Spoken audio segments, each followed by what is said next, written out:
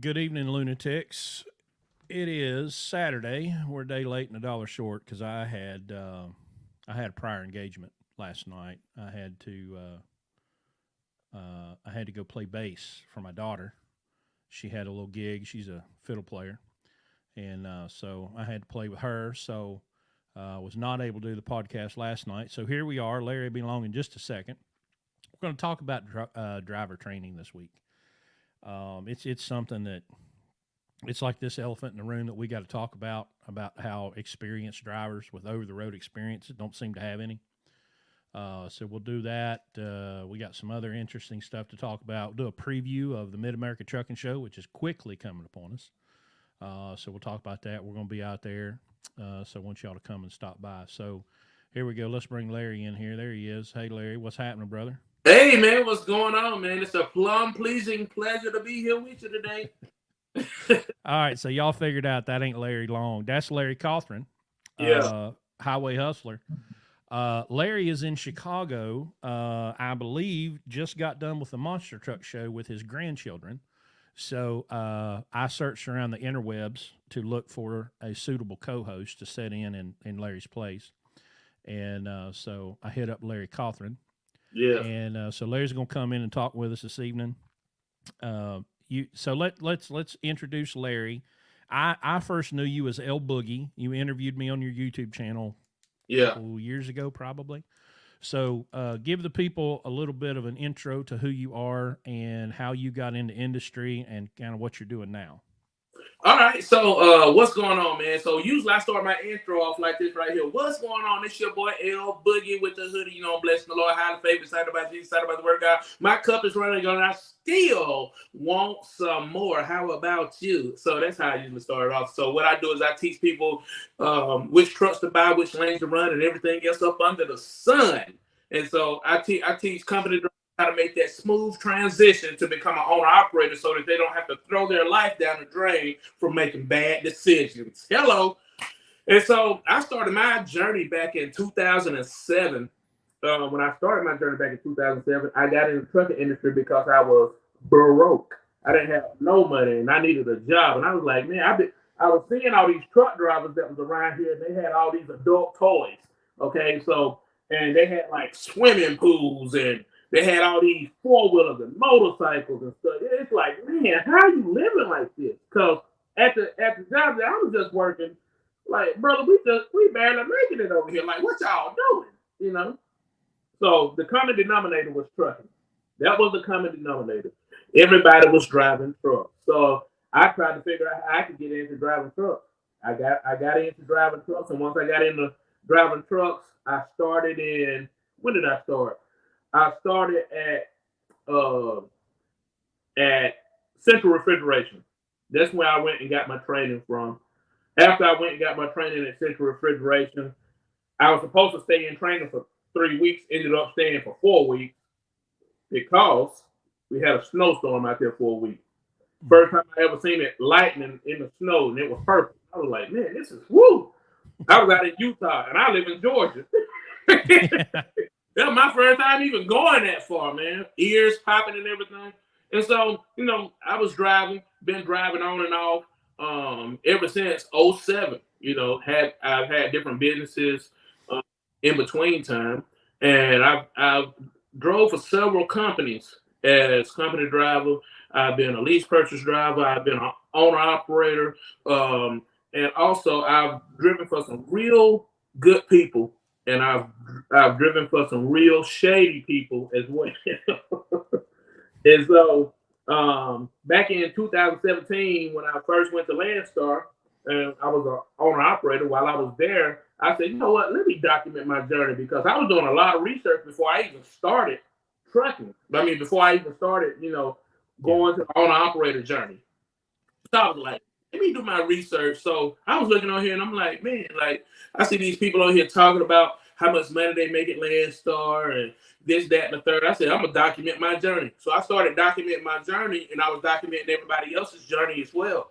And so that's what started my YouTube journey. And I always knew I wanted to be on YouTube and, you know, social media and stuff like that. But, you know, it kind of made that transition. It was easier for me because, you know, I've always wanted to do that. And I just right now, because it was just so easy, because I was doing something that I was already doing anyway. I was just turning on the camera to do it. Yeah. When did you start your TikTok? Because your TikToks blew up pretty good. Yeah, I started that in 2021. And I started that because I had some people, I got some clients, because I do social media marketing and management as well. And so with me doing the social media marketing and management while I'm on the truck, okay, I had some clients of mine, and I was trying to tell them, hey, look, this is what you want to do. Like, do this right here, do this right here. And so they were like, yeah, I don't think that it'll work.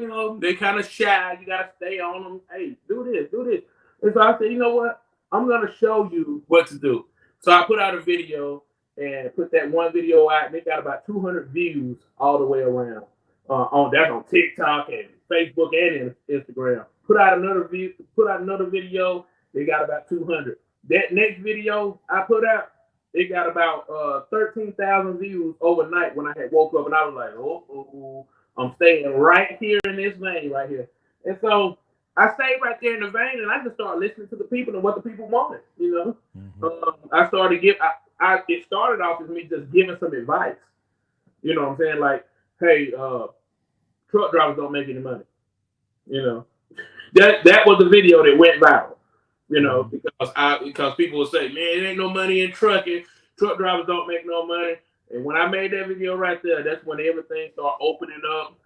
Podcast interviews, people that I was reaching out to get advice from and stuff like that. Now they reaching out to me, wanting to work with me. Yeah. So it started from advice, and then like my character just started shining through. And with my character shining through, I'm a natural comedian, and so start making funny videos and intertwining the trucker life and a few facts and some comedy in there as well. So. Yeah, dude, that the one I remember is like being at dinner, sitting at a fancy restaurant, got that headset on. I cried. Yeah, that was awesome. Hello, what's going on? Yeah, that's viral, man. Last time I checked, it had over 1 million views on it. Wow, yeah. Well, if we get 1 million views, it's because we pissed somebody off. So I get. Hey, that's the way to do it. Just keep on hitting the hornet's nest. And with the stuff we talking about tonight, I'm sure we're gonna be hitting the hornet's nest because people don't want to hear the truth. But the truth is the truth. Yeah. Well, so let's hit training truck. Well, let me back up for a second, because I do want to talk about this last week, because my God, what a nightmare. So last weekend we had a training session. We were live from the hotel. So we were both, about 3 sheets in the wind doing that podcast. So we did an orientation. We brought in 3 new drivers. And so the first week when you're bringing new people in is always more hectic, because you just got to get them in the system and get them moving. And so, that added to the complexity, because, they don't know how to deal with Landstar. They don't know how to deal with the emails and the phone calls and all the different stuff, so that's a challenge in itself. But dude, the market, holy crap. This was the biggest struggle that I have had probably I've been around Landstar since 2014, so almost 9 years. Mm-hmm. And it was awful. Just trying to get loads, and of course, if it was a broker load, they were lowballing, and I'm wanting like 1,500, and they're like, we'll do it for 1,000. I'm like, no, I'm not moving this load for $1,000. And then of course, then we had the ones that canceled, which means they probably found a cheaper truck. Yeah. And of course, truck broke down, had to deal with that, get the driver moved around in another truck, and tow trucks and mechanics. And my blood pressure was, I was about to have a stroke by the time that week was over. But, that's why we do what we do, because we can weather this storm. Now, if you haven't seen the interview that we did with the guy from FreightWaves, where we talked about his survey, he said, his respondents said 35.2% of them said that if the conditions didn't improve, they were leaving the industry. Mm-hmm. If they stay like they were last week for about another 6 weeks, they'll all be gone. Because it was ugly. And Larry and I were talking a little bit before the show about people that have got into the industry right now with $4,000 and $5,000 a month truck payments. That I know y'all think that was okay when the market was like it was, but this market has been coming for a long time, and now it's here, and it cannot support those kind of payments. You cannot have that kind of overhead and survive in a $150 to $2 market, because we're in that $175 to $225 market right now. Yeah. Thank God we've still got some contract freight with Landstar direct shippers that are above the market, but y'all, the spot market is in the toilet right now. And I mean, that's probably 50% of our freight that we're booking is 3PL. And man, it's garbage. So what are you seeing on your side as far as rates and stuff go? Well, as far as on my side, we usually have, of course, I'm with a smaller company, and I haul hazmat, okay. And so with the hazmat rates, it's because we have direct shippers. The same point that you said earlier, because we have the direct shippers. Guess what? We're able to stay above the storm and be able to weather the storm, because that stuff, it has to move, because it's on 10-day yards. It has to move every 10 days. And so they're going to make sure that stuff, and there are a lot of people not qualified to take that type of hazmat. And so with them, with the markets for us, it's been pretty steady. I always like to say the market with me is real good, because the Lord be looking out for me, man. Because I could have been down in the toilet, man, but I'd be like, man, thank you, Jesus, because I hear a lot of people complaining. But with just with what you just said, man, you got to be wise about what you're doing. You got to have some wisdom. You got to have a mentor, and you cannot go out here with $5,000, $6,000 a month payment and think you're gonna survive. You see what I'm saying? Like, you need some money to put back. You don't need money just to operate, because if you're just operating, guess what? You might as well be a glorified company driver, because one thing is gonna put you out of business. If you have a tire that blow out, guess what? You're gone. You're done. Dude, I saw a guy in a Landstar group today wanting to know if insurance would cover a nail in his tire. I'm like, you ain't got $100 to patch a. Well, I mean, what if the tire's got to be replaced? I'm like, well, then you buy a tire. Yeah, you just buy a tire. I mean, if it's one of our super singles, it's $1,200. yeah. But you just buy a tire, because you don't have, I don't know if that was the case, that he literally didn't have the money, or he was just thinking, oh, well, something unexpected happens, insurance is going to cover it. I'm like, no, insurance doesn't cover tires. Yeah. God help us. Yeah. That is one thing, man. We got to have the knowledge. Whenever anybody is getting into the industry, I tell people like this right here. First thing, do you have any money? Do you have any money? I mean, because when you get into the industry and you don't have any money, or you don't even have access to the money, you see what I'm saying? Because we all know, I've been at Landstar when the race was like through the roof, boy. Everybody was eating, and then guess what? And then guess what? Back up there again, and then guess what? Yep. You see what I'm saying? And so you got to understand that in business, it's gonna be some ups, it's gonna be some downs. It's not always just gonna be how and way uphill. You just riding this, because I've seen at times, like you may have freight that's going up and going up and going up and going up, and then it may go down. It may not go all the way down to the pit, to the valley, but it's down there. You see what I'm saying? No, it's more than what you would normally do. And with the cost of inflation taking stuff up, man, and prices of fuel going up and stuff, everything is going up. And so the loads that you used to be able to take for $2 a mile, and it was, oh man, it's good for $2 a mile. It ain't no more.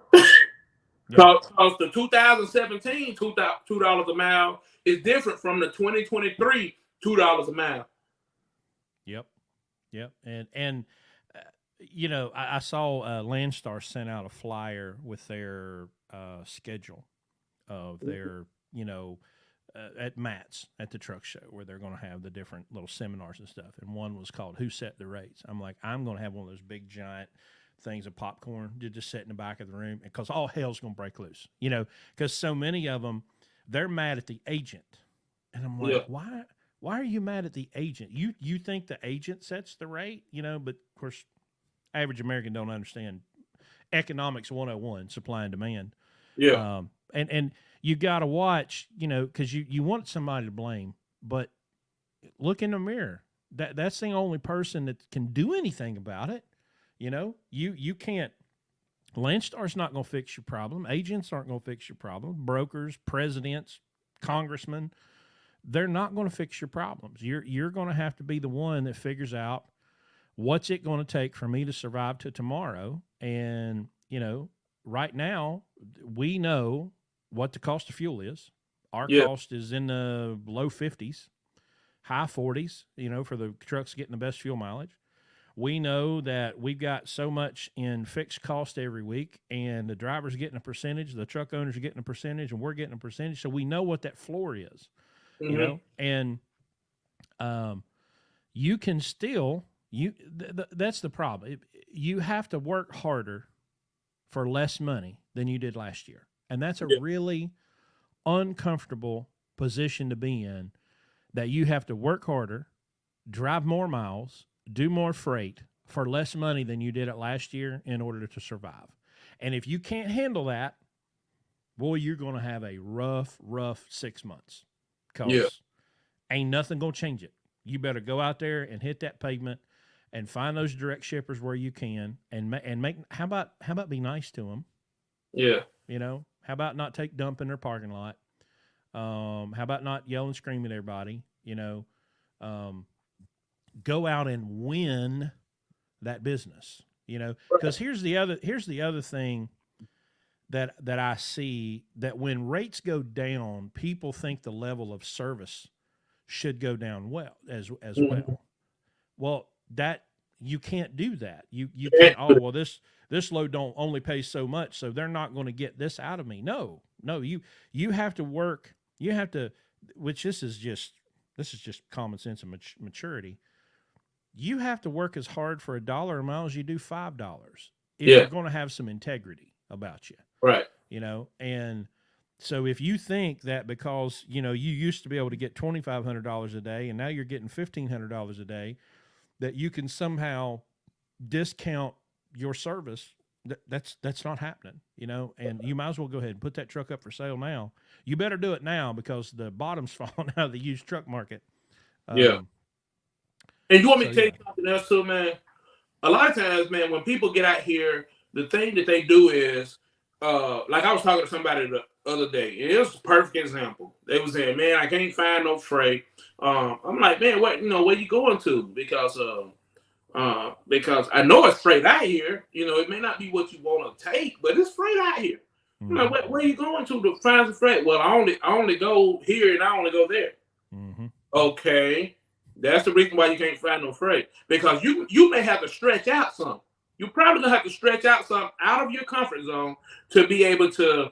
You may have to dedicate a little bit, just a little further. You may have to go a little bit further to take a load. You may have to go on the East Coast. You may have to go somewhere where you usually don't go to be able to take. And another thing is this right here.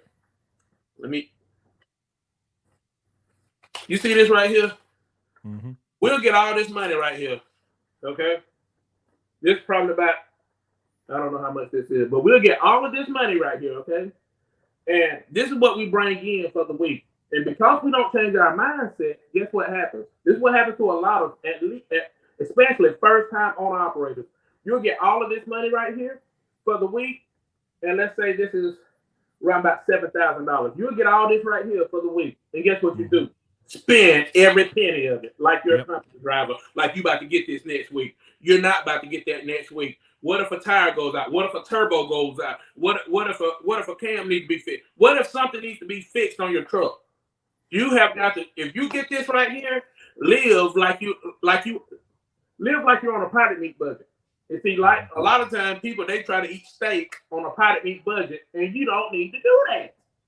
You need to save your money. I resemble that remark. just so you know. Um, I mean, that's what put me out. My problem wasn't uh, I wasn't finding loads and booking freight, dude. I mean, I can go back and my numbers. Of course, I still have every document. By the way, I have every freight bill, every email, everything. Right.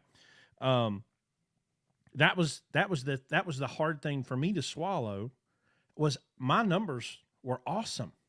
We Mm-hmm. just spent it all, Yeah. and when the truck broke, that was it. It was over. We killed the Yeah. goose laying the golden eggs. Yeah. And so it's a hard for a company driver or someone that's been an employee their whole life, Yeah. because it's so easy to become an owner operator. And now you're seeing 2,000 a week and 3,000 a week and 4,000 a week, and in the big market, $5,000 and $6,000 and $8,000 a week. Yeah. You're seeing that come in, and you make the horrible mistake that you think that money belongs to you. Yeah. No, some of it does, but the Kenworth dealer is coming, the tire shop's coming, Yeah. and I mean, we just had a $7,000 repair on a Yeah. truck. That over the span of the life of that truck's not a big deal, but it was $7,000 at one shot, Yeah. and if we didn't have that $7,000, what are we gonna do? That truck ain't gonna run, and you've got to have that. You got to have that savings account. So, all right, let's move on to the topic. Training truck drivers in 2023. This makes my head hurt just thinking about it. So a little context. When I first came to Larry, and I want to say about 6 months in, I think we both had the idea of doing something like this, but couldn't really identify it. We knew we worked well together. We knew we could build a business together. But of course, he's 50 years business guy, right? He's used to Yeah. hiring people, and so hired this guy. Well, he got a call from Landstar. Hey, this guy needs help, and so big-hearted Larry listened to this guy's story, and he'd worked for a couple other BCOs, and so he tells me about it, and he's like, "Well, here we're going to do, and I'm going to do an orientation with him. We'll put him in this truck," and I'm like, "Okay, great." And the guy lasted 2 weeks, and we fired him. I mean, he just unbelievably irresponsible decisions. Yeah. Like he drove 1,000 miles in 24 hours, most of it on personal conveyance. I'm like, "Hey, buddy, Jeez. you're done. You're done." So then we hired another one, and he was just as bad. And so right now we're at the end of 18, early 19, and I said, "Look, Larry, listen, brother, I thank you so much for this opportunity.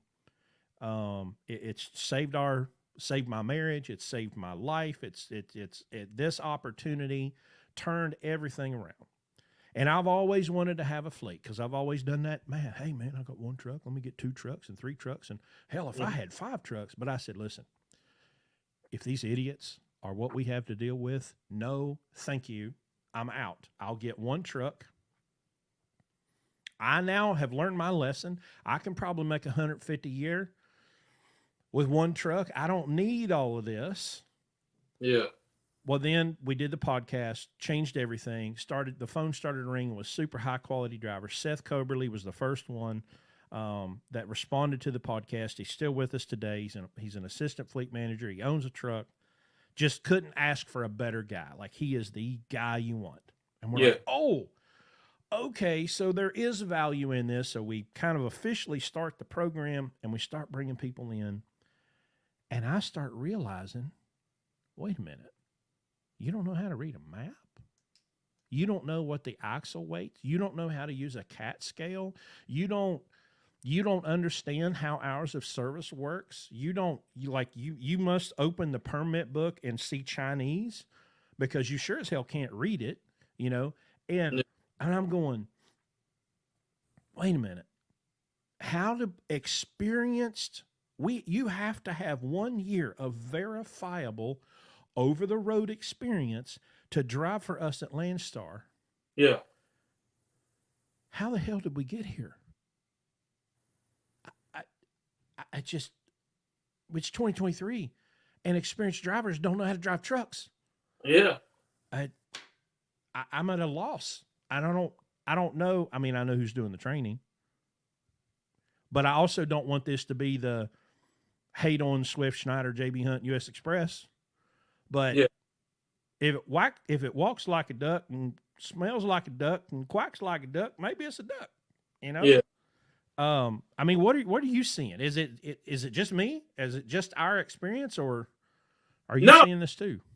no, I see that as well. A lot of people, man, when they get into the trucking industry, they get into the trucking industry knowing they want to be an owner operator, but don't take any steps. They know they want more, but they don't take any steps during that first year to be able to learn anything new. They just driving a truck and that's it. They're not trying to learn anything new. And so I've seen people out there that don't know how to slide tandems because they've been picking up and they don't know how to back up to a door, because they just been driving, dropping off and, dropping hooks and stuff like that. So they don't know how to back up to a door. They don't know what to look for. They don't know where to go. They don't know anything about hazmat. They don't know anything about it's like the stuff that you normally would know about. Like you don't know anything. All you're doing is basically, I hate to say this, but you're just holding the steering wheel going down the road. You know what I'm saying? You don't know how to weigh your axle. Like this, it's a shame. And what I do is, like, even with people that's in school right now, that's wanting to learn how to drive a truck, or they're about to go to school and learn how to drive a truck, I tell them, hey, get with me, get with somebody, so we can tell you, okay, you're going to use that first year to be able to treat that truck like it's your own truck. You're gonna start building relationships as a company driver, like you are an owner operator. Mm-hmm. You're gonna be treating that truck like it's your own truck. Everything that has to be done on a truck, you're gonna be trying to find out what's on that truck and what needs to be done. If it needs to be done, if permits need to be for that, you're gonna find all of that stuff out. Okay? Because if you don't, guess what's gonna happen? You're gonna get over here, so you're gonna get to somewhere like Landstar, Mercer, or whoever it is. You're gonna get there, and once you get there, it's gonna be like, hey, look, we need you to take a load to the net of it. Or I don't go there. Well, the load is paying good money. We're gonna get up there and run up under a bridge that's too small, or because you don't know how to read a map. You don't know the difference between a parkway and a roadway. Yeah. And you're gonna end up going on a parkway and going down something that's too small. So I ended up on the Hudson Parkway in Manhattan one time. I was only on it for about a block and a half, but you talk about lightning bolts going up my ass. That was a hell of an experience. I didn't end up on the Hudson, but I went down the Parkway one time and had to get escorted out. Escorted out by the police, because he was like, man, I need you to go up under this bridge. But he was like, you can go up under the bridge, but you're gonna have to get up under and go like at a kind of like a sliding angle or whatever. Yeah. So get up on the little thing, and it was crazy. And then he was like, yeah, just pull over there. And after you finish, once we get up under the bridge, just pull over there. I pulled over there. He said, okay, so I can write you a whole bunch of tickets, but I'm only gonna write you 2. Yeah. I was back in like 2009. I was like, man, golly. Yeah, it's crazy. I mean, maybe we always on the CB we always call them freight haulers. Maybe that freight hauling, which is the entry to the industry. Of course, they're giving them these godforsaken automatic transmission restrictions. If you hear the sound of my voice and you want to be a truck driver, do not go somewhere where they're going to give you an automatic transmission restriction on your license. Don't do it. Find somebody else. Look around. I don't care if you got to go across the country to find you a school that will teach you on a manual transmission. And I know the training companies are hard to find that have manuals.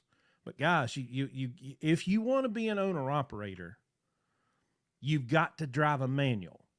And it's not preference. It's risk assessment. It's cost of maintenance. You're better off with a manual transmission than you are an automatic. Mm-hmm. I prefer a manual because that's what I grew up on, right? Yeah. But I've drove an automatic, and hell, it's nice. Yeah. Until you try to back into a dock. But other than that, going down the road, it's nice. But side note, I gotta say this. Somebody hit my truck in December. I just got my truck back about 2 weeks ago. Okay.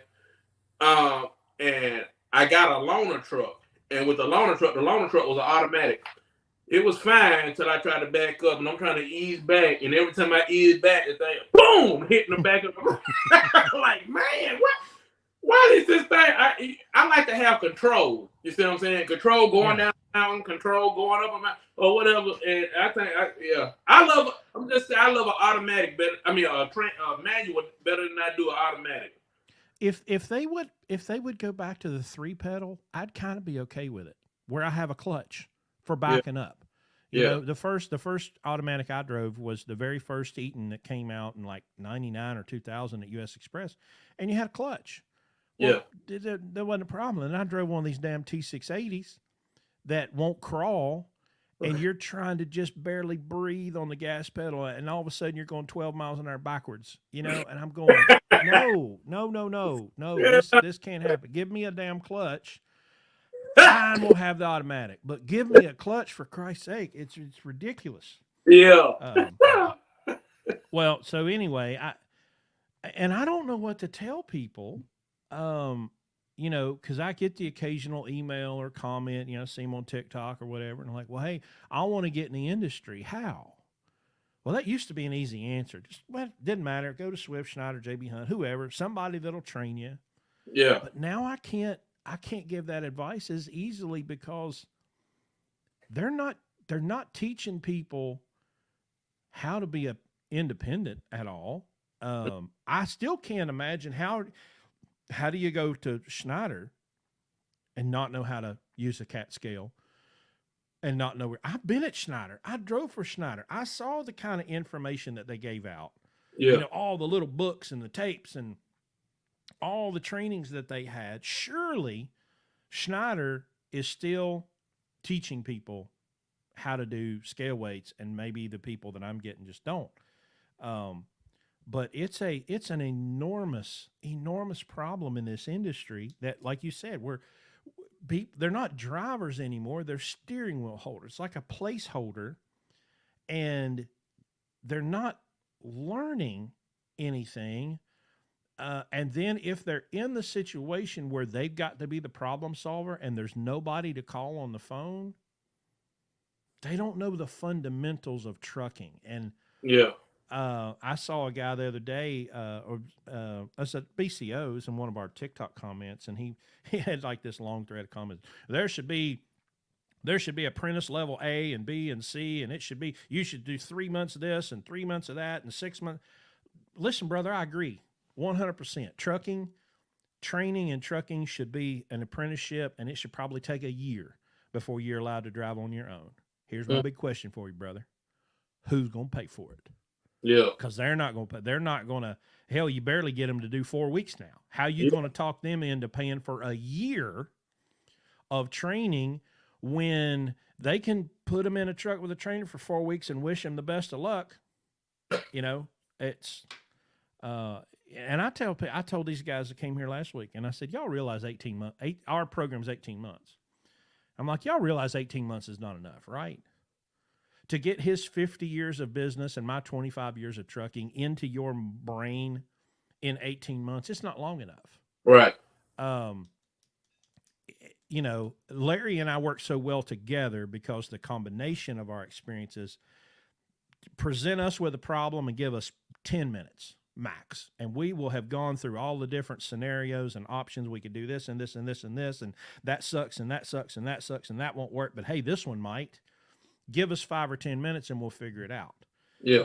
But to dump somebody that comes from the company, especially with no prior business experience, never done a P&L, never done any kind of accounting, never done taxes, never had an LLC, never done anything like that. In 18 months, it's a big, big challenge. And I'm doing the best that I can. But just realizing that not only do I have to teach you business and accounting and fixed cost and variable cost and fuel mileage and maintenance, I got to teach you how to drive the damn truck. It's insane. And I'm mad about it, you know. And I'm trying not to make this hate on the big companies podcast, but God, they're making it hard. But you know what? One of the things that I do like about Landstar, like when I was there, they have these the cabs class um that you do, and man, it gives you back when I was there, it gives you more of a hey, this is what you need to do, this is what you don't need to do. Because I went to the cabs class in Jefferson, and also with the cabs class what a lot of people don't realize is that it's people that's in the cab class that's been there before. Okay, Mm-hmm. it's good to talk to those different people and talking to those to the people that's teaching the class outside of the class. So once you start building these relationships with people and stuff, man, you're gonna understand how can I get a better rate? How can I learn how to talk to the shipper? How can I learn how to do how can I learn how to do these different things like uh a P&L statement and stuff because when I first came in and became an owner operator, one of the things that I was talking to this lady and she was teaching the class, and man, she was brilliant, and she was up there at Landstar, and at the height of her like trucking career, she had like 90 or 95 trucks. Okay, had 95 trucks, and her husband, she was traveling all over the place, and so she had kind of like retired or whatever. So now she's over there at Landstar, and she's teaching the orientation class. So she's teaching the orientation class, and I talked to her, and I said, "Hey, look, I'm trying to get to your position. I'm trying to find out what I need to do to be able to grow like you." First thing she told me, she said, "You need to find a lawyer and a tax person that don't know each other. Then you need to go to the small business administration and get some help on how to build your business the way you want to build it." You see what I'm saying? Yeah. Because everybody, the way that you want to build your business and what you're trying to do for your particular family or your legacy or your generation or whatever it is that you're trying to do, your numbers is going to be different from my numbers. Like you said, you was married.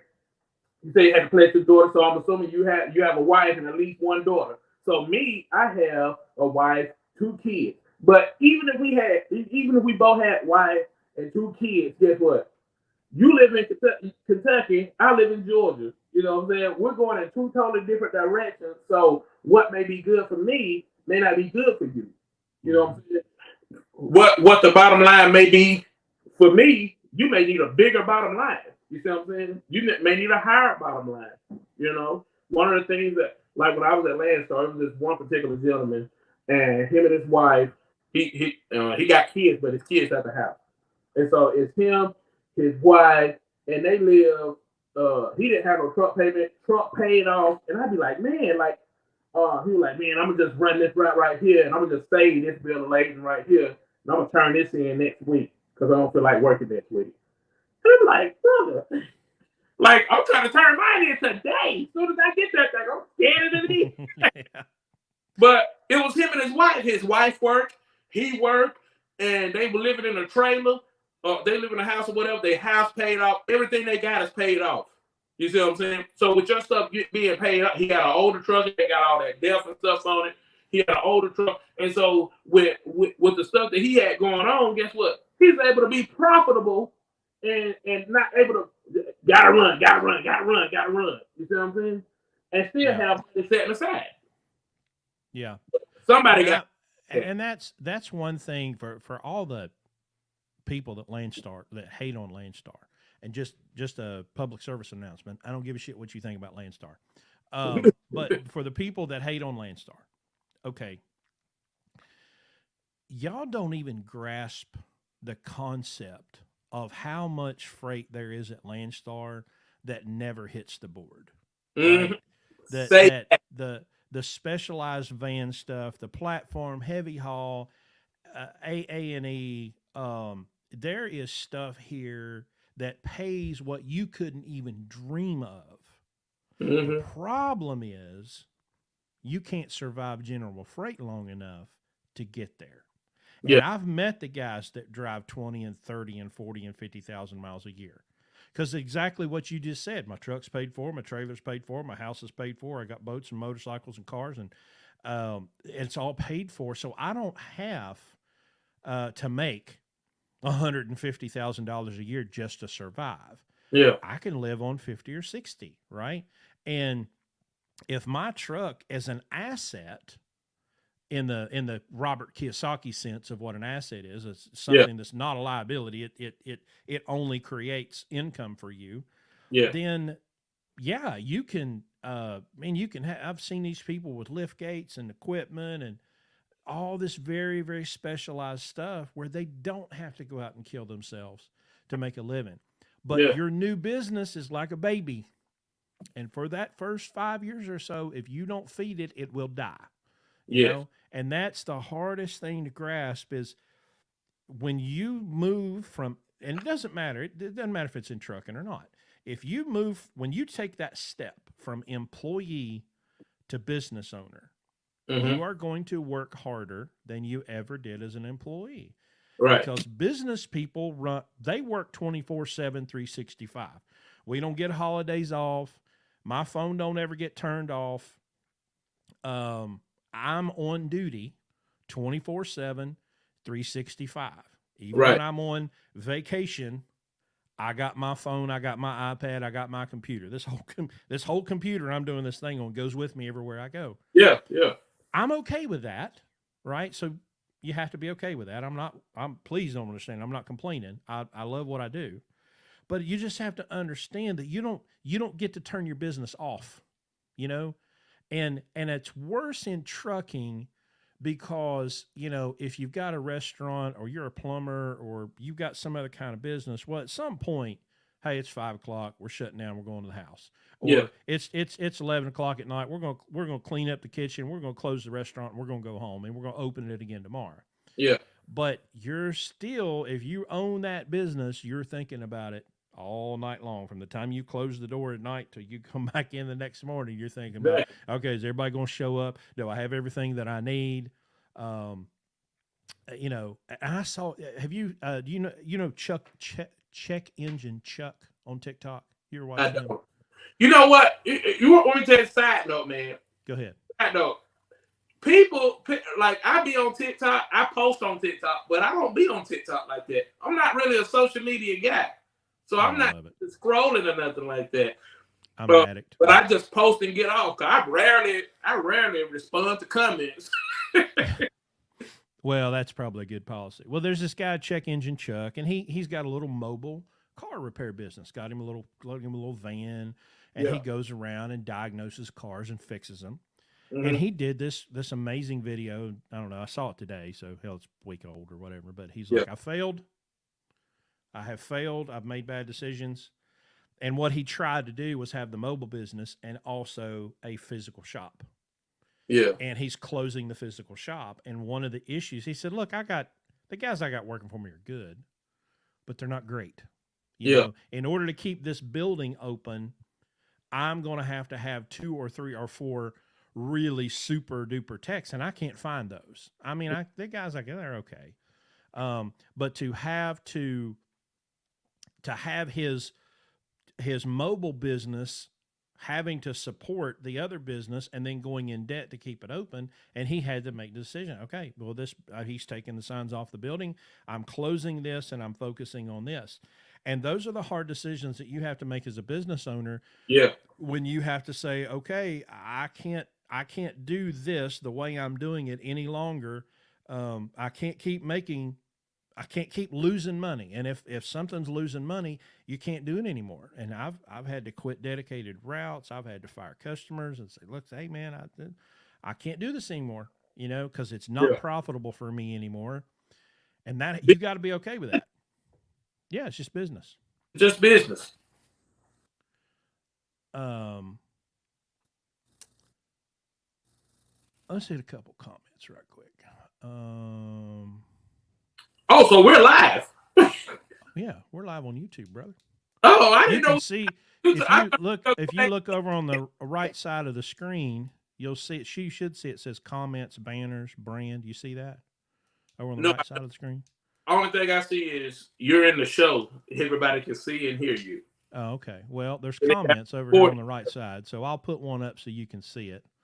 Okay. Let me go back and roll through here. Here's a guy. It's the guy with his own authority. Said Hazmat holler here as well. Thank God for my few direct customers. Yeah. Now this is Rocky Rockefeller down Oh, in. you know what? Uh-huh. I do got something to say. He just made me just when I seen the Landstar and percentage, I seen something. I was gonna say something earlier when you was talking. Yeah. Yeah, I don't care if you like Landstar or not. I got something to say, and I haven't even read this whole thing right here. Yeah. But Well, this is Rocky. So he's an MD alignment guy down in Florida and former BCO, and this is something that we see. Oh well, Landstar should lower. They should lower the percentage when the market's bad. So he's being tongue in cheek here. yeah, But people are like, they're like, oh, well, hey, my expenses are higher and the fuel is higher. And so Landstar should lower their percentage. And I'm like, how many of y'all gave them a discount in 2020, 2021? Did y'all ever offer to write Landstar any checks, to give them some of the money now that you're making so much good? But no. yeah, Because Rocky's, where he does all this alignment work down there, he's always just a homeless shelter down in St. Augustine. And he says it's the same bunch sitting around for weeks at a time complaining, and the ones leasing a Schneider finance truck for $1,000 a week telling him how unfair Landstar is. yeah. Well, you know what? One of the things I was gonna say is this right here. I talked to a lot of guys, and even when I was at Landstar, like people ask me, "Why you leave Landstar? Why you leave Landstar?" And I always say, I didn't leave because Landstar was bad. You know what I'm saying? I left because I left. But but Landstar is not a bad company. And people was like, "Man, I wouldn't get nobody no 35% to run up under their thumb." But I'm like, okay, yeah, you say that. And I tell people this all the time. Man, the people be like, man, I'm just looking for somewhere I can get like 85% of the load, 85% coming to me, 90% coming to me. I run up under my homeboy, man. He let me run up under him for 90% of the load. Okay, 90% of what? Thank you. 90% of what?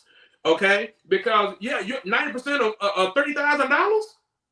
Okay, 90% of would you rather have 65% of $7,000 or $8,000? And a lot of people always talk about this right here. I heard a comment a few weeks ago that said, "Would you rather have?" A lot of people would rather have a whole grape than half of a watermelon. That's so good. You see what I'm saying? Like, you would rather have ownership of a whole grape than to say, you know what, I want half of that watermelon right there. You see what I'm saying? Yeah. Man, give me half of the watermelon. And a lot of times, your homeboy ain't getting no fuel surcharge. Right. Your homeboy don't have those cheap insurance rates because it's a group insurance. Yep. Hey, I come up with that all the time, man. But whatever it is, if I'm I'd rather lease on to a company and let them, because Absolutely. I'm the type of people that I don't like doing certain stuff. You see what I'm saying? So I outsource everything. So if I can have the company do that for me, or file my IFTA and file all that stuff for me, if I can have somebody else do that for me, I don't want to do all that stuff because I'm doing a whole bunch of other stuff as well. Right. And your time is valuable. Time is valuable. Okay. So I'd rather outsource. I outsource everything. Only thing I don't outsource is my wife and my kids. Everything well, Larry did the financial analysis, and we're at 26 to 28% going to Landstar, not 35. When you consider the fuel surcharge, accessorials, and it all comes down to the bottom line. So if you have your own authority and you're spending less than 26% of your total gross income on all of the things that we get from Landstar, trailer, insurance, discounts, all that, if it doesn't equal or exceed 28 or 26 to 28%, the problem is, and Rocky hit it here, the problem is 99% of them don't really know what their costs are. You don't know what you're running for. And like I said, you're trading a whole grape for half a watermelon, right? Mm-hmm. And like you said, lease to a carrier. It doesn't matter that's Landstar. I like Landstar because Landstar works for us in what we do. But if I was leased to Anderson Trucking Service, And the contract was almost identical. It was 2% different. They paid 67, Landstar paid 65. Every other line in that contract was almost identical. They provided this and this and this and this, and I had to pay for this, that, and the other. But there was all this stuff over here that I never had to spend a dime out of my pocket for. Yeah. And that's enormous. And you have to count that cost. Yeah. Because if you don't, you're just, oh, well, I'm independent and I'm getting 100% of the money. Okay. Well, where's it going? That's what I want to know. How much are you spending? And honestly, we have to break this into two categories because, and I see it in our comment section, you have the independent owner operators with their own authority that are doing everything right. They're doing all their filing correctly, everything they're doing, and they have a legitimate business. Right. Okay. And then there's everybody else. All Mm-hmm. right. Because we know damn well, we've both been in this industry long enough to know there's a bunch of people out there. I'm independent and blah, blah, and I haven't filed a tax return in 12 years. Oh, okay. Because the guys that are truly independent, have their own truck, have their own trailer, have their own numbers, have gone out, beat the bushes, got direct customers, are doing their deal. Y'all have my absolute, complete, total, utmost respect because that shit's hard. Right. Right. It's really hard. And if you're doing it, my hat's off to you. Mm-hmm. I cannot in good conscience recommend that a company driver that's never had any business experience, that's never filed a P&L, that's never done it, to go straight from employee to independent owner operator with their own authority. That is a disaster looking for a place to happen. I think Landstar's a great stepping stone to that. Yeah. But I can tell you this, I have zero desire to go out and get customers. Yeah. I got Landstar agents can do that. Y'all go ahead. Y'all do the sales calls. Y'all knock on doors, kiss babies, and send out flyers. I absolutely want no part of trying to find, book, and retain direct customers. I got my plate runneth over. I got plenty of stuff to do. I don't have to worry about doing that. Yeah. And so anytime, like you said, I can outsource a lot of that for a relatively small, when you consider what it actually is, percentage, no factoring, don't have to pay for a trailer, don't have to pay for trailer maintenance, don't have to pay for insurance, don't have my insurance get canceled, don't have the insurance company say, well, yeah, you've got the money, but we're not going to take your check. We heard that one a couple of weeks ago. They literally wouldn't take the guy's check. Jeez. He's out of business. Just instantly. It's just too much risk. And how much is your time worth? Oh, How much is your time worth to be able to go out and, okay, you're booking loads, okay, or you drive down the road holding the phone trying to book a load, trying to call somebody, trying to figure out who got the best rate, and you're doing your IFTA and your permits and all this stuff like this. How much is your time worth? Because you've driven 8 to 11 hours for the day. Then you got to sit up another 2 hours to make sure all your filings are right, to make sure. And then you got to, like you said, you got to go kiss babies. You got to grease palms. You may have, and if you really want to build relationships, you may have to go take some trips. You see what I'm saying? And meet these people. Okay? Yep. How much is your flight, hotel, and going there, getting an Uber or renting a car and spending the day with them, trying to butter them up, paying for their food and doing all this stuff. Like, at the end of the day, how much are you really spending if you're going to really do it right and beat the bushes till you get a break to be able to find good customers that's really going to give you that solidified freight? Mm-hmm. Listen, I'd rather have my arm cut off than go do exactly what you're talking about. Hell no, absolutely not. No, I mean, you're running and you don't have nothing else to do. You just running and running and running.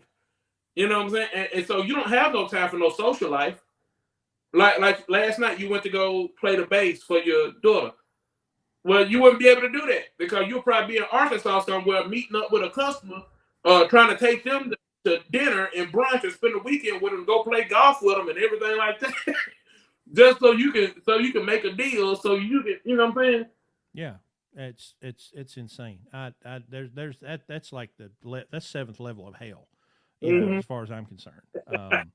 Well, somebody's got this question here. What's the point of owning a fleet if you were lucky enough to earn enough money per truck to pay the truck note, the driver, and earn $20,000 possible profit? If that's possible, it would take you 3 trucks just to replace your salary. Okay, well, number one, your numbers are way off. Well, first of all, you don't have a truck note. We don't have truck notes. All of our trucks are paid for. We have a video on our channel about Zeke's truck that Zeke paid $5,000 for. Put 35 more into it to get it ready. In 12 months, the driver got 90, Zeke made 45, and we made 48. That truck made $180,000 profit in 12 months. Now, in the big market, we're certainly not expecting that truck to make those kind of numbers this year in 12 months. Yeah. But I fully expect that truck to made $315,000 net to the truck, July 21 to July 22. I expect it to, if it runs full time, I would expect it to do 250 to 280. Yeah. The driver's still going to make 85 ish. Our profit's going to be a little bit less. But in our system, where they paid for a truck, if you had 5 of them, you should be able to not drive and make $100,000. Yeah. I would take that deal. I mean, especially if you're Zeke. Zeke's got a full-time job as a fuel hauler. Mm-hmm. If he did earn just $20,000 off of his 5 trucks, y'all, that's $100,000. And you know what he's done to earn that? Zero. I did all the work. Yeah. He ain't hired a driver. He ain't booked a load. He's making $100,000 owning 5 trucks. That's it, because we do the rest. Yeah.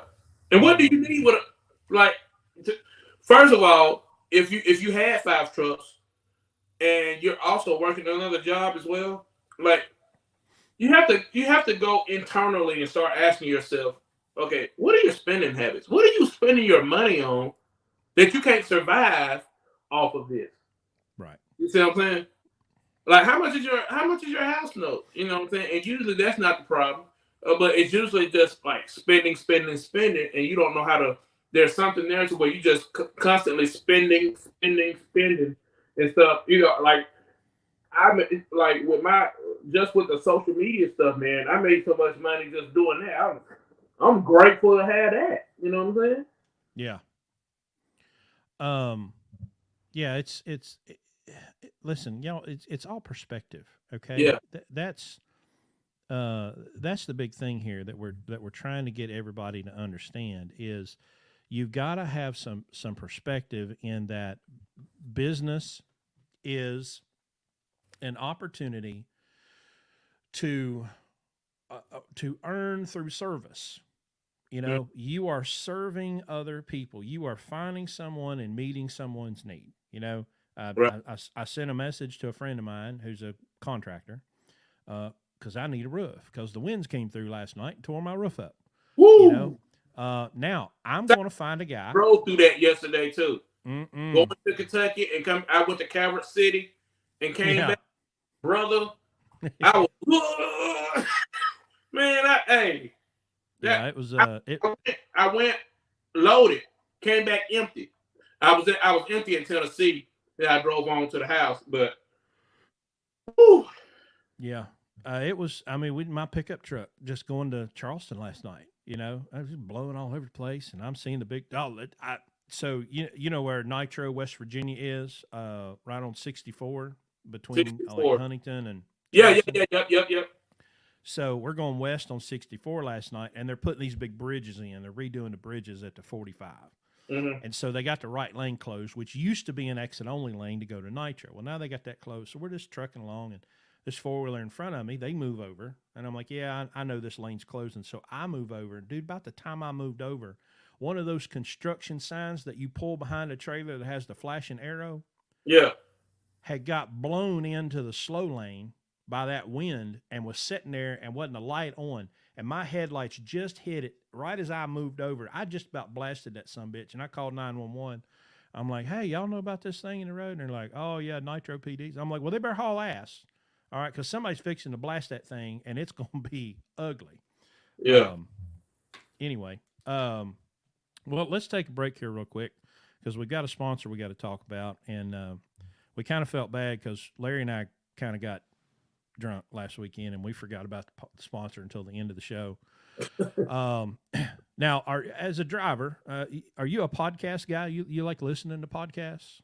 I do like listening to podcasts. Sometimes I listen to music, I listen to audiobooks, but I do like listening to podcasts. Yeah. Well, we've got one called "What Was That Like" podcast. It's the hosted by Scott Johnson, and he finds people that have been in like life-threatening situations, and he interviews them and asks them what was that like. And so this week's episode is Leslie lives in Nashville. A few years ago, there was severe flooding in her area. She was quickly gathering up things to try to evacuate her house while the floodwaters rose, and a friend was there to help her, and she also had a couple of dogs. Then a gas line broke in the garage, and her house was now on fire. She didn't know what to do, and then a neighbor showed up at her front door on a jet ski, and it was their only option to get out. As they finally rode away, the house exploded. He ended up coming up to the house, and you've got to get on. You've got to get on the jet ski. Well, here he is. It's a winterized jet ski, old jet ski. So it's got water in it. He weighs over 200 pounds. Then my friend Billy, who has been helping me these 3 days, he weighs around the same amount. I weigh around 160 pounds. Then we've got a 25-pound dog and a 10-pound dog. So we all load up on this jet ski. He tries to start it once. He tries to start it a second time. It's not starting. He starts it the third time, and boom, the front end of the jet ski goes up in the air. We're so weighted down, we're not going anywhere. Here we go. We get from maybe away from the front porch, and we get onto the street, which is not very far. I'd say maybe 10, 15 feet. And kaboom! The whole house blows. My hair catches on fire. I've got the dog. He's trying to hold on. None of us can breathe because the oxygen is feeding the fire. And, things are blowing past the house. So, wow, I'm going to have to go listen to that one. That's right. That's What Was That Like podcast, hosted by Scott Johnson. You can find it, what was that like podcast.com, and any podcast player. So y'all go check him out and let Scott know that you heard about him on the Blue Ribbon podcast. I want to hit this one real quick. Landstar wants 35%. How much do you guys charge? Well, Landstar gets 35% of the line haul. They don't get percentage of some accessorials, and they don't get percentage of the fuel surcharge. So that's why it's 26 to 28% they're actually getting. We don't charge anything. Our money is made off of the operation of the truck. So you come and drive for us, and you operate the truck, and that's how we get our money. So we don't charge anything for our program. We make money while you're here through the operation of the truck, but the truck has to operate efficiently, and it has to be utilized at a high rate so that everybody gets paid. There's plenty of information about that on the homepage of the website. Go click on Lunatic Masterclass, and all of the details are there.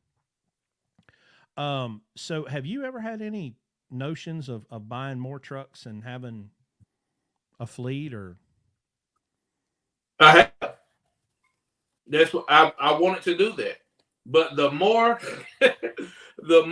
that I start dealing with people, I be like, man, like I'm gonna really have to find some real good drivers, which I could probably go out and get probably 2 trucks right now. Mm-hmm. I could probably go out because I got 2. I know I got 2 good drivers that I know. You see what I'm saying? They're company drivers now. I know they'll come up under my tutelage. They'll listen to me and be real teachable, and they'll still get paid way more money than what they're getting paid right now. Because right now they're probably like at 60, So to bring them up to about 80 or 90, what I'm saying, that's going to be an extreme bump for them. So and then too, I'm interested in getting rich slow. You know what I'm saying? And I talk to a lot of fleet owners and people who have trucks and different things like that, and they're just coming into the industry and they're just wanting to find a driver, put somebody in the truck and stuff like that. But they don't want to pay the drivers. Like, you got to pay drivers if you want them to stay. Yeah. You can't get a driver and just nickel and dime him. You got to treat. If they're doing what they're supposed to do, pay them. Yeah. Well, and that's been a challenge too for everybody Mm-hmm. because I mean, we're in a separate niche because people come to us to learn the business. I'm not hiring truck drivers. I'm not just looking for anybody to get in my truck and drive for me. That's not what we're after. But if you've got a 10 or 50 or 500 or 5,000 truck fleet, and your business is hiring truck drivers to haul freight for you, well, dude, in 2020 and 21, you had to keep jacking that driver pay up. Well, now the drivers are expecting $100,000 a year. Yeah. And I don't know that our freight can pay $100,000 right now. I mean, I think it's possible if you get out here and hustle, but I tell people 75 to 85 right now in this market. I mean, my last year as a driver, I think I made 115, maybe something like that, at 25%. 25% of the gross number, and I was like 110 or something. I can't remember. Mm-hmm. But when I first came to Larry in 2018, I made $90,000 in 8 months at 25% of line haul. I mean, the market was stupid. Of course, I was a man possessed because I was desperate and broke. So I'm like, just give me the keys, give me the login to the board, and leave me alone. And I was gone. Yeah. But it's the industry now should be saying, well, drivers in 2020 and 2021 were making $100,000 a year. I don't know how you're going to hire anybody and say, well, we're only going to pay 75 now. I don't know how, if you're in the company driver business, how you're going to pull that off. Now the other thing, and I talked to another guy the other day. Generally, what happens, and we've been getting more of these calls. Okay, guy calls us and he's like, "Look, he's not a driver; he's a professional of some sort." Okay, he's got a couple of buddies, like a doctor, a dentist, and a lawyer. All right. Mm-hmm. And so in like 2020, the four of them are like, "Hey, man, look at all this money people are making in trucking. We ought to pool our money together and go buy some trucks." And so because they're professionals, they can go into the bank and shuck and jive some bank manager into giving them a couple $100,000. And so they go buy these trucks and they buy them in an inflated market. And for a little while, they're making money.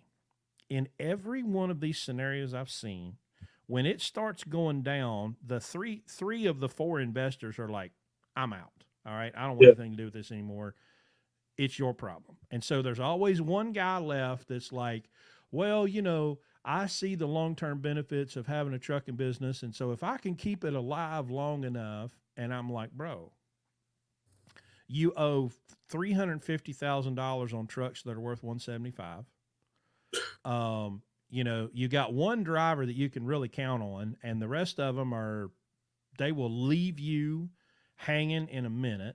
You're one catastrophic breakdown, and of course you can't liquidate because everybody's going to take a bath. And it happens every time the market pulls up.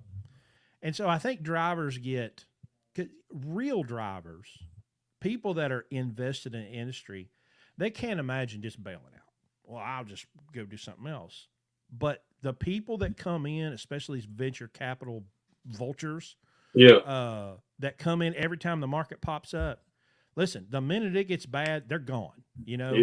and it'll take a little bit to wash them out, but they won't exist 90 days from now. They're all going to be gone.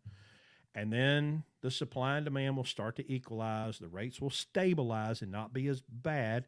And then we'll start ticking our way back up.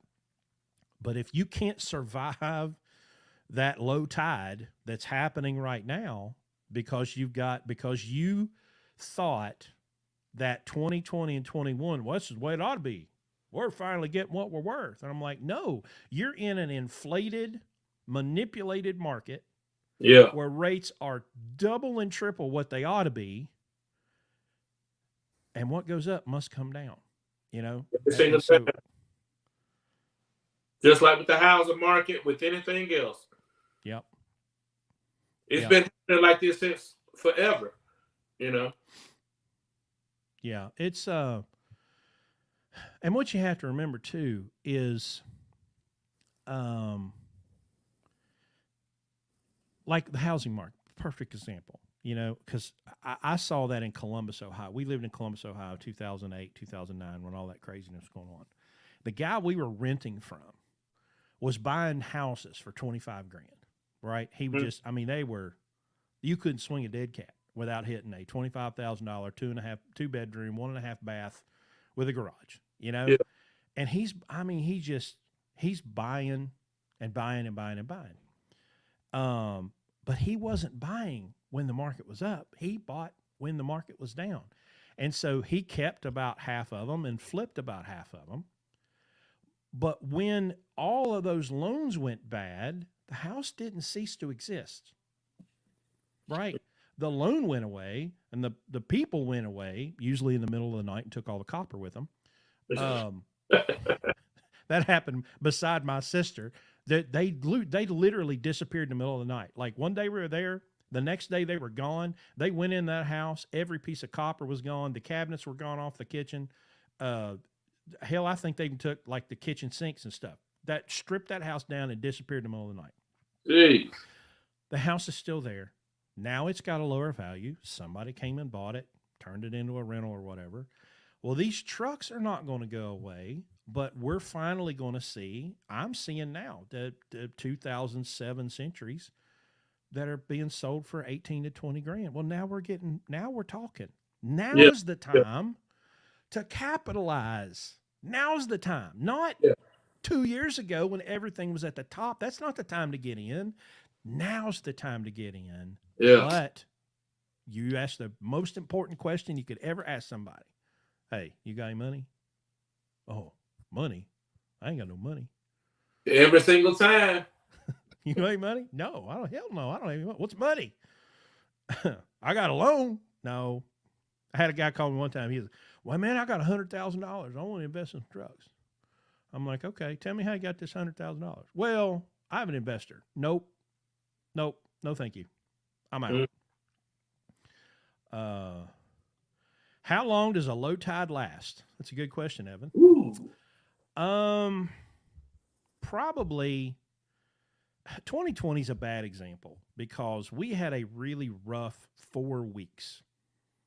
And then it just like got nitrous and took off like a rocket. But that's not a good example because that was obviously lots of extenuating circumstances in March and April of 2020. For people who have a sound business model with low cost of overhead and can survive, it really never hits. You know what I mean? Like we're not going to pull a truck off the road. We're not going to stop doing anything. But I would say probably 6 months. 6 months could be really, really challenging. But you never know. You know, is this an election year? 20? No. What's No, an election next year. Next year. No. You think things are Something good stupid now. Better get ready. Yeah. You think they're stupid now. Just wait. Wait till you see what they say next year. You know, I don't know. I mean, if I could forecast that, I should go play in Vegas. But you just have to understand it's the relation of trucks to loads. That's the difference. You know, right now there's way too many trucks and probably the right amount of loads for March. You know, it's not like it's not like the general economy and the behavior of the consumer is all that different. We just got way too many trucks sitting out here trying to get that action. And Yeah. until that equalizes, and my guess is, this is a guess. My guess is that because people signed up for these ludicrous, like you're talking about, $4,000 and $5,000 a month truck payments, Mm-hmm. I think it's going to be faster. I think it will go bad faster, and they will get out faster than Yeah. normal, because there's no precedent in any other 2009, 2014, 2017 where people were going out and paying $5,000 a month for a truck. Like, nobody would do that. A bank in their right mind would do that. So I think the explosion will be faster, will burn hotter, and they'll leave faster. So maybe the equalization happens by June. You know, it may go faster. So, Well, I think that I think the exact same way, because I've started seeing a lot of people, even from last year, man. I just think like all the people who got in from getting PPP loans and stuff like that, and they went and got their truck, and they didn't know, they just heard, oh man, you can make a lot of money in trucking. They went and got their truck, and after they went and got their truck, guess what happened? They found out, man, it's a lot more to this than what I think, because they think you go get a truck and put a driver in it. Okay, let's find a driver. You can't find one. mm-hmm. Okay, now your truck is sitting, and you might have paid for your truck cash, or you might have put money down for your truck or something like that. But if you pay for that and you're still having to pay the insurance and you have no money coming in, guess what? Don't nobody want to have them trucks sitting on their property and the wheels not turning, and they just throwing money out the window every month for insurance. You know. Well, so, and there may be an opportunity that hasn't existed before. We have talked about that at some point we're going to have to transition over to a lunatic truck 2.0. Right now, the lunatic truck is the 1999 to 2007 Freightliner. Yeah.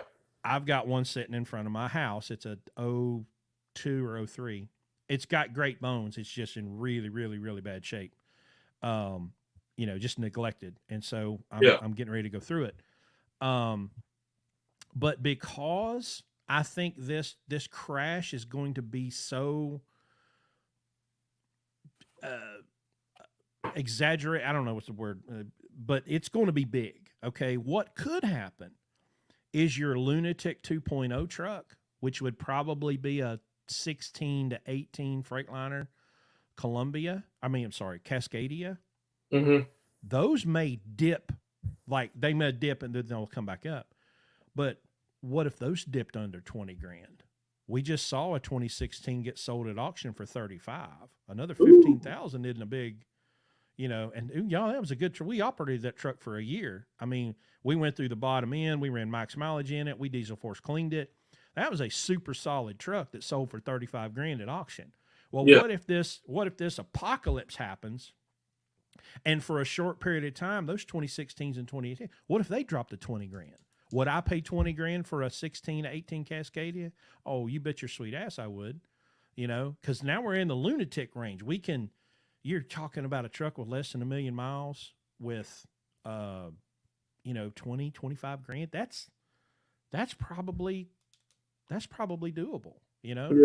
But again, if you ain't got no money, if you ain't got them stacks of greenbacks he got back there on the shelf behind him, and you can't execute and pull the trigger when it's time. Is that real money? Yeah. Huh? Is that real money? Yeah, it's real paper. It's fake money, man. It's a motion picture. He said, "Is that real money?" I should have said, "Yeah, it's real money." Yeah. Ain't nobody gonna know. Yeah. You're a truck driver. Lying comes with the territory, man. Man, you know what? I just took a loan from Mississippi. They paid me in cash. Like that's right. I'm gonna come back next week. They're gonna give me the same load next week. Yeah, that'd be gold. What Warren Buffett has. I'm not a big fan of Warren Buffett So by any means, but he has this famous quote: "Be cautious when others are greedy. Be greedy when others are cautious." You know, so when anytime the market bottoms out, doesn't matter what it is, housing, trucking, the time to buy is when everything's low, not when it's at the top of the market. So I think there's going to be some fascinating deals coming around, but if you don't have the cash, and that's the thing that we've tried to get everybody to think about, when rates were up here in 2020, 21, and 22, you should have been working even harder than you were before. But everybody wanted, oh, hell, man, I'm getting $7 a mile. I'm going to run one load this week. No. The time when the market's up like this, that's when you're going to take wheelbarrowfuls of cash to the bank, you know? And then when it bottoms out like this, you could go home, say, you know what, I'm not going to go for $2 a mile. I'll just sit here for 90 days. Because you got this wild thing called money in the bank, and you're not broke and desperate. You know? Well, I would say I would put these two things together. You said when you have the cash to go out and get a truck, and like you said, the market goes up and the market comes back down all the time. And when it comes back down, that's when you want to buy. But listen, another thing in there, because people are just so ready to jump. Let's go right now. Now. We got to get in there because, man, these autonomous trucks are coming, man. And we got to get in there. Got to make a truck. We got to get a truck now. No. Cash and patience. Cash and patience is your biggest friend when you're wanting to get in here and you want to get you a truck. The cash and having some patience to wait to when the market comes back up, because it's coming back down. Just wait and see. We already seen the housing market come back down. It's steadily sleeping down. Now, a couple of miles from me in this subdivision, man, they had some houses over there going for like $900 and something thousand. I looked on Zillow the other day; they $700 and something thousand now. You see what I'm saying? They coming back down. Just wait. Just wait. It may be next year, but just wait. Have that cash and have that pay. Yeah, I saw it was some sports athlete. I don't know who he was. He was being interviewed by somebody, and I think he was in the NBA. Anyway, he's talking about he bought this mansion in L.A. and he's traveling, and he gets a phone call, and they say, "Hey, somebody wants to rent your house." I seen. It's Prince. Yeah, and Prince rents his guy's house for a year, paid him $1 million. Okay. Well, he's in town and he comes by and like everything's purple and all of his furniture's gone and Prince has completely redecorated his house. And this guy's pissed. He's like, who's Prince think he is? So he gets him on the phone and Prince like, look, man, ease your mind. I'm going to wire you $500,000. And the guy was like, $500,000. Okay. Well, I'm not mad anymore. Yeah. And then at the time it was up, Prince put everything back in his house exactly what it took, all his purple stuff out, had paid the guy $1 million. Like, obviously, we're not going to be Prince, okay, in the big truck business. But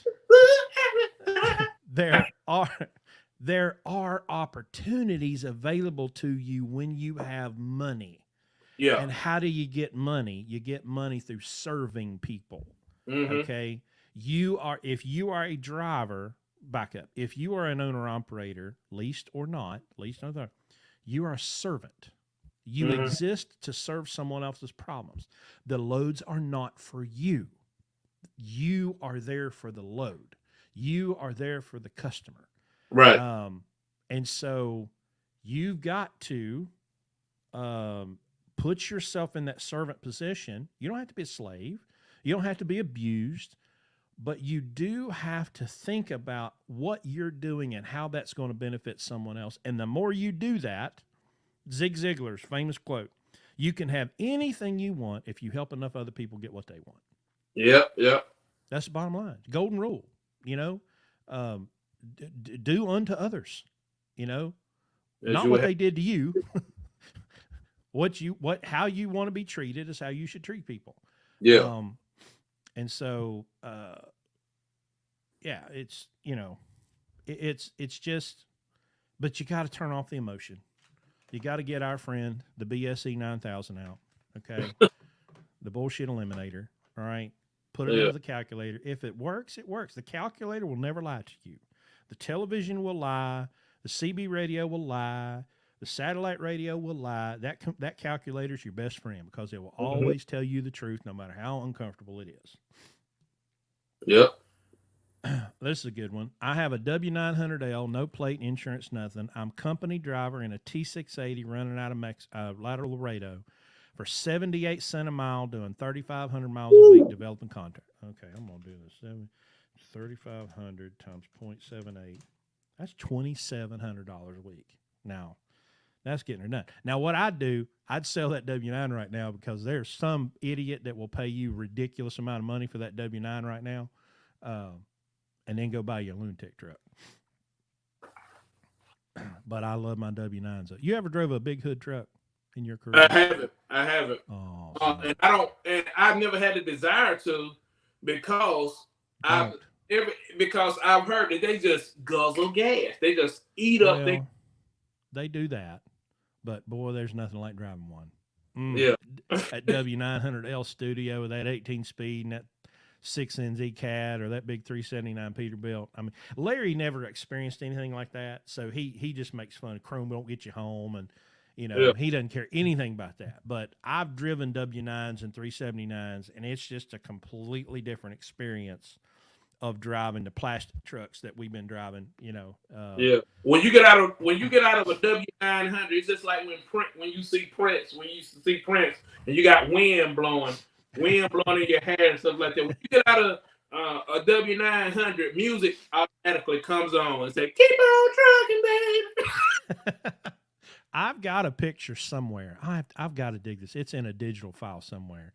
But I was in L.A., must have been 15, 20 years ago, and a dude had a Century or Columbia day cab, and he cut the roof off of it, and it was pulling containers convertible in LA.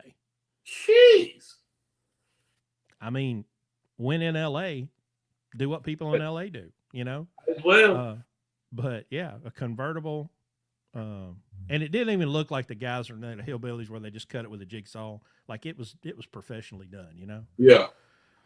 I like money and I like profit, and I'm going to make decisions that are going to get me more profit. I don't care about impressing people at the truck stop or people at the stoplight that I'm never going to meet, and I probably wouldn't like them if I did. Yeah.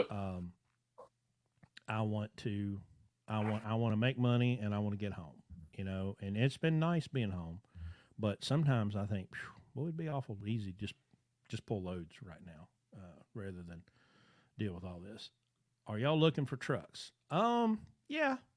I mean, we're always looking for a deal, but I can tell you right now, 6-8 months ago, Larry Long was like, "Oh, I'm not buying trucks," But now that the market's coming down, we're looking because we're getting more.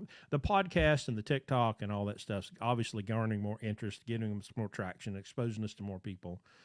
And I can't bring people into the program if I don't have a truck to put them in. So we are looking for trucks, but we're talking $5,000 to $15,000 is what we would pay for one right now. So it'd be like this POS that's sitting out in front of my house right now. But that's going to be a moneymaker when I get done with it. I'm going to do some videos of it, so y'all get to see it here before long. Yeah, man. If you can get you a truck, if you work on trucks, don't you? Or y'all have? I mean, yeah, I turn the occasional wrench here and there. Yeah, but man, if you got you a dedicated mechanic that's in your neck of the woods, that's willing to work with you, you know what I'm saying? Not taking it to the Freightliner and taking it to Kenworth where they can eat your pockets up. But if you got a dedicated mechanic and he knows what he's doing, and you got a body guy or something like that, man, you can take the guts of any truck, almost any truck, and you can really just do some. You can really do some turn some things around, Yeah. Yeah, it's and that's hard to find. I mean, they're not easy to find. We had a meeting with a shop here locally last weekend. Guy's done some work for us, and we're really liking the relationship that we're building. But he's got the same struggles that everybody else does. Can I get competent mechanics that will come in and not run my name through the mud because they half-assed did a job? Not steal tools. Not yeah. You know, like, are they going to show up today? That kind of stuff. But I mean, listen, I said the other day, well, we had an issue on Seth's truck. He had the, on the 14 liter, there's a delta pressure sensor. It's bolted to the thermostat housing, and it's got two lines that run from the EGR, and that's what tells the turbo what to do. Well, this truck started acting up, and I'm like, well, man, you probably ought to have a look because there's two little rubber hoses. Yeah. Connect that together. Well, one of them was blown out, and we're like, okay, we found the problem. Well, he takes the hoses off, and there's two little plastic nubs that stick out of that delta pressure sensor were completely melted, just melted solid.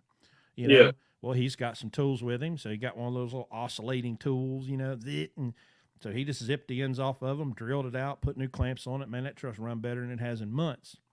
And he did that in a parking lot. Yeah. But so much of that stuff that, I mean, I never would have known. I'm like, hey, check the delta pressure sensor.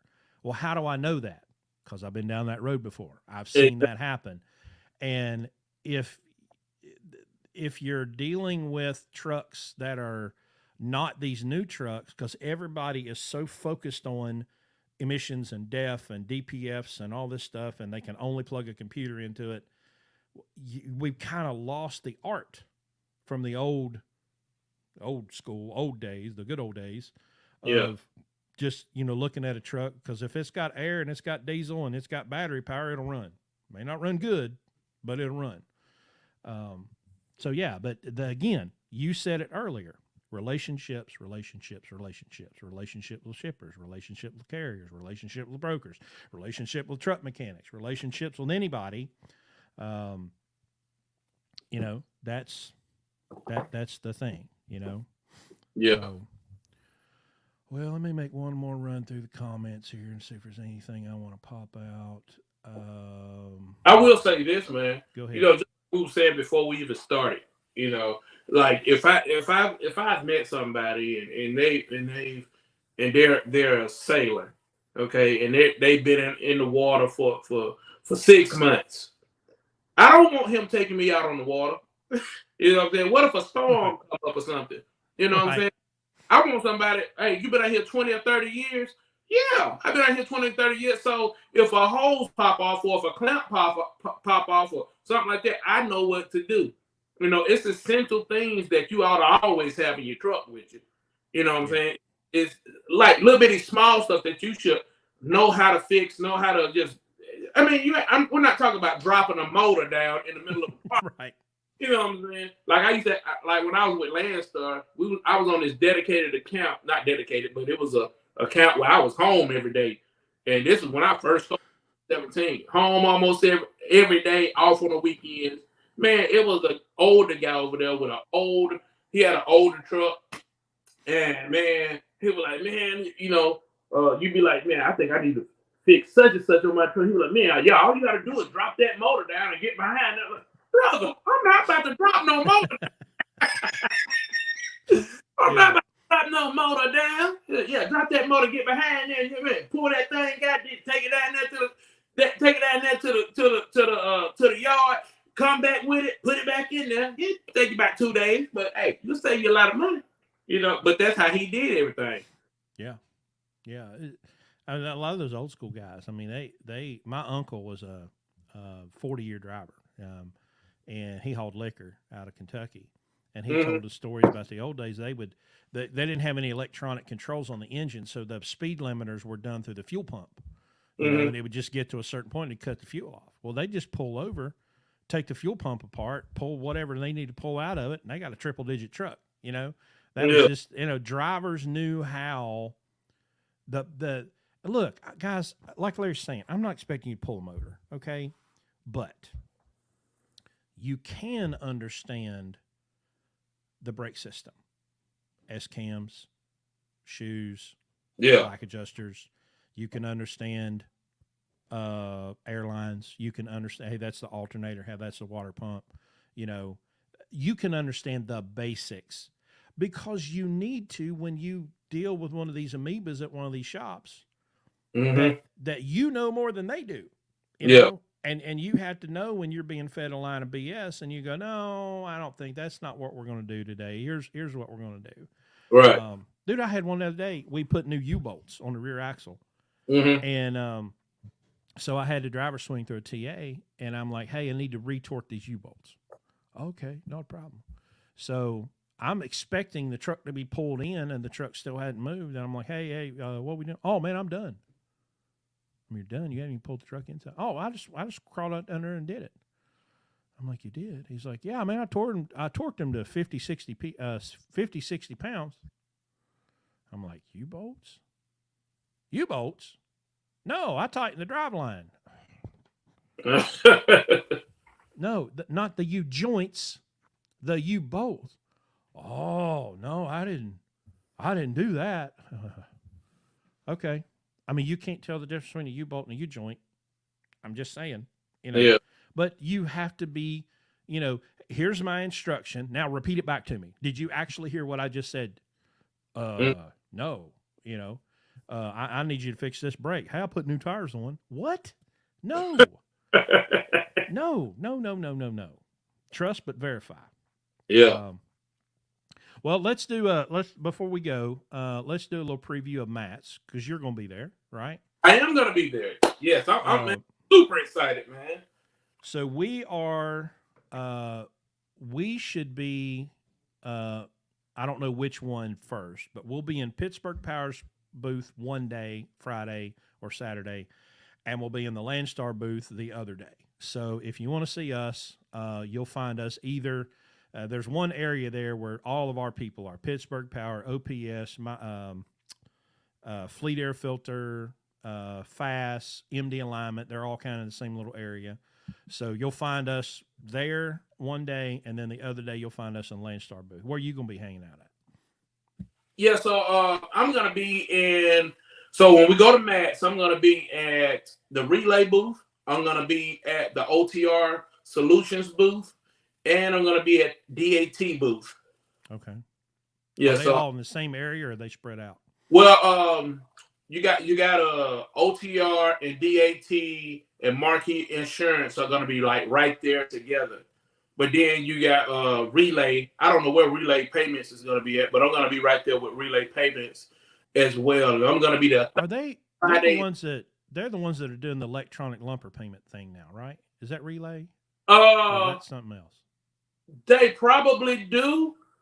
I don't know if they do that or not, but I do know that man, you can pull them up and you can get some cheap fuel. Okay. Like when it comes to like and these mom and pop shops, man, you can get you a whole. You can sometimes at some of these places, man, you get over $1 off per gallon. Okay. With that relay payment, so that's the part that I use it for, and then for parking and stuff like that, you can find where these parking spots are at. So, because parking is horrible right now. So, but yeah, I can't wait to be there. I'm gonna be there Thursday, Friday, and Saturday. So, okay, yeah, we should be around. We didn't get to see any of the show last year, so we're going to try to go a little early and actually see some stuff. And please also remember everybody to check out our sponsor, Pittsburgh Power. That's where we'll be. I was going to say something about that. Now I can't remember what it was.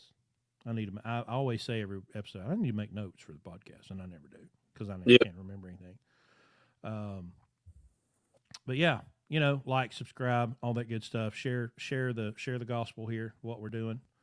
And if you have any questions, go to the new and updated blueribbonlogistics.com. We've got a lot of the information there. If you have questions about the podcast, about the masterclass, what we do and how we do it. And as always, go just listen to the other episodes. The first 48 are me by myself, and from 49 on is when Larry came in. How many do y'all have right now? How many what? How many episodes do you have right now? This is 152. So Larry and I have now done 103 together. we didn't start doing it weekly until last year, I think. And because it was kind of an afterthought, hey, we need to do a podcast. Okay, what are we going to talk about? I don't know. Just hit live, and we would go. Yeah. And then we started doing it like weekly on a schedule. First, we were on Sundays, and then we moved to Friday, and we had, obviously we're on Saturday now. But we'll be back next Friday. We're probably, I'd like to do an episode from the show, but I don't know that. The cell signal and all that wireless, could be a nightmare trying to do a live broadcast. So what I may do is just take a bunch of video, put it together, and say, "Here you go," because we're going to have our driver, our company dinner on Friday night, and we'll be at the casino. So I'm sure we'll be up to all kinds of no good over there. Yeah. So. Yeah, that's what I'm gonna do too. I'm gonna be doing a lot of video, a lot of pictures, putting together some other podcast stuff for my podcast as well. So yeah. Do you have a website or anything up yet? Not yet. Okay. So that'll be Highway Hustling when it goes live, right? Yep, Highway Hustling. Yep. Okay. All right. Well, y'all go check out Larry. He's on TikTok. I am Larry Cawthron, right? Yep, I am Larry Cawthron on TikTok. I am Larry Cawthron on Instagram, and follow me on Facebook as well. Larry Cawthron. I think it's I am Larry Cawthron as well on Facebook. So yeah, his TikToks are gold, y'all. The TikToks are fantastic.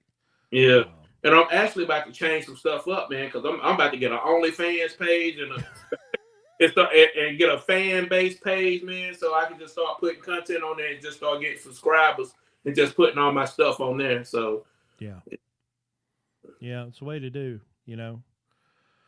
lots of opportunities. All right, y'all. Well, hour and 41 minutes. Y'all have had enough. I'm sure. Yeah, man, it's been a plum pleasure being on here. Yeah, man, I appreciate you pinch hitting for Larry. I'm sure he'll have great stories to tell about his weekend with the grandkids, and I'm sure him and his son will be sipping all kinds of fancy bourbon. So we'll get to hear about that next week. So, yeah. All right, everybody, we're going to shut her down. We appreciate y'all joining us. As always, everybody be safe, be careful, have a good time. We'll see you next time.